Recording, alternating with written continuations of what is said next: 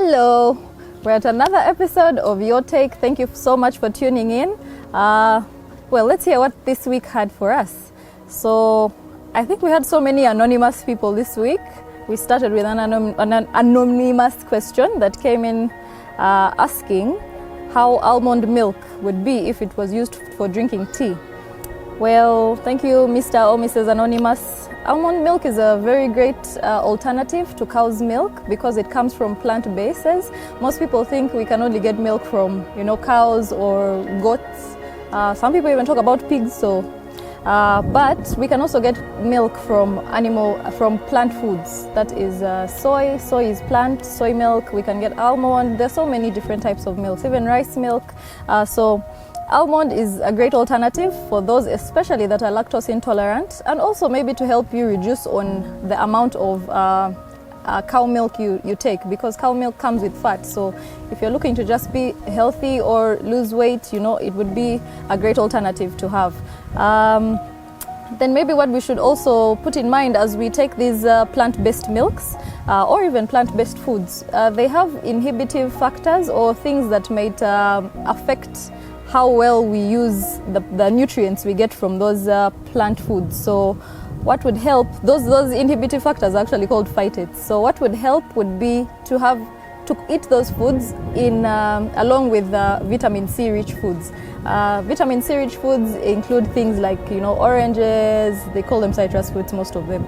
Oranges, lemon, lime, grapefruit, and also chilies have a lot of vitamin C. So if you can find a way to have your almond milk but have a vitamin C rich food around there. Maybe have almond milk and then get some orange juice after. That would be really helpful.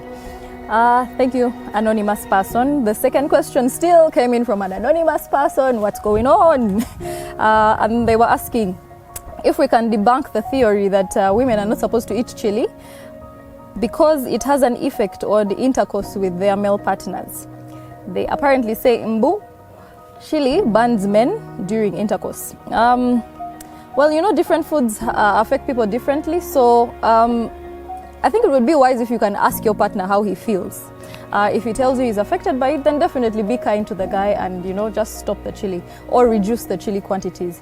But if there are some people that would not be affected by it at all, so if they are not, then you have no reason to stop enjoying your chili because it has a lot of nutrients to offer. Maybe another thing that we'd be able to note down from this particular question is there are volatile foods that we have available. Volatile foods means those that have maybe strong flavors and strong tastes and strong smells also. They usually have effects that they can cause for us in the body. So we should be also keen to figure out which particular effect would be affecting you. For example, some people when they have too much ginger, then they're going to have diarrhea. Other people, when they have too much chili, of course, there's a burning sensation, and others will tell you they're very okay with it. But then others will tell you black pepper, it has that strong flavor or taste as well. They'll tell you it gives them, temporary coughing, or they would sneeze so much. So be careful, the volatile foods, they are great, but they have to be working for you as well. They shouldn't be making you uncomfortable or your neighbors uncomfortable. You don't want to be having too much garlic and then, your workmates or your colleagues are just completely irritated by your presence. Like when you come in, they're like, oh, she has stepped in. You wouldn't want that, huh? Okay, so thank you, anonymous person again. Finally, we have a name. We had a question coming in from Penny Nakarunji, and she was asking, can I add eggshells to my sauces when I'm cooking? Well, eggshells have very many nutrients, especially for our bones. They have a lot of calcium. They also have other minerals that they come with. But the thing with them is, first of all, they are hard. You wouldn't want things that you would eat and then they start cutting either the inside of your mouth or inside of your throat or your gut. So, we need to take it easy with these things. If we're going to have them, then you can create a very good powder form of the eggshells. But I think there are also better ways that we can have some of these foods. You don't have to always have, especially things that might, hurt you on the inside. For example, the eggshells we've talked about.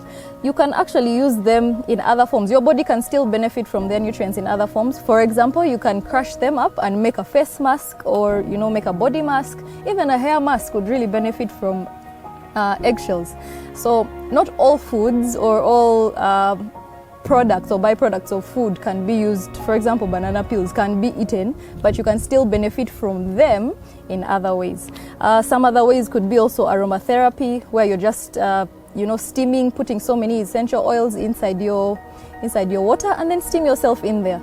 You'll be able to inhale those oils. For example, maybe from nuts, we could use almond oil, and then you inhale those oils and they would still benefit your body. Or you could just apply them topically to your skin. You'd still benefit from them. So we had Erina M also, who came in and she was asking how she can store her green leafy herbs that she uses for cooking, things like parsley, things like cornmeal, we like to call it cornmeal, coriander also, mint. How can she store them for longer, because they seem to get spoilt quickly? Well, we could use fridges, we could dry them up to keep them for longer, but the ultimate best place to store these things is in the soil, you guys. If you have your home gardens, small as it might be, or even little flower pots, that would be the best way to store them, because then you get them fresh. What better thing is there than that? So let's keep that in mind as well. Let's try and start planning our little home gardens, so we can have them fresh and there they'd be longer. They'll stay longer. So Erin, I hope that helps you. Then we had the last question that came in from Rita, mother of 4, who comes from Kampala. Thank you for dwelling in the city, my dear. She was asking, for better health, is it okay for her to have her kids stay away from fatty and sugary foods completely, or when they are young, that is? Or does she need to let them eat it as well as they eat healthy foods? Well, Rita, this is a very awesome question, because I think people, always get confused on what to do when it comes to the little ones. But this actually depends on the age of the child. If they're younger, of course, less than 6 months, then definitely we know it's about breast milk. If they are below 1 year, then, or even below 2 years, try as much as you can to keep them away from junk food completely. Then, as they grow older, please try and have them eat majorly natural foods, the good old natural foods, home cooked or traditional foods. And then you can once in a while chip in with having a bit of junk, small portions of course, but let them have it, because if you don't, then you're completely banning them from it. This is also a similar case to what happens when we take kids to school.